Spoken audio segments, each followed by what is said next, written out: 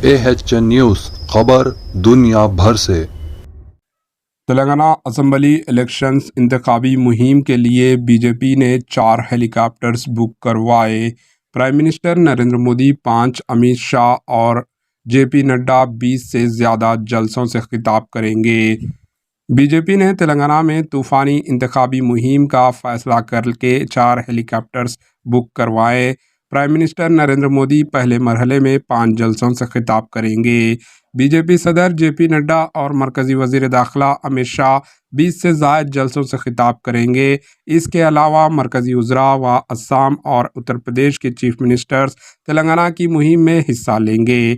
B J پی کے قومی قیادت تلنگانہ کی مہم پر خصوصی توجہ دے رہی ہے۔ بی جے پی امیدواروں کی پہلی فہرست جاری کرنے کے بعد انتخابی مہم میں شدت پیدا کرنے کا فیصلہ کیا ہے۔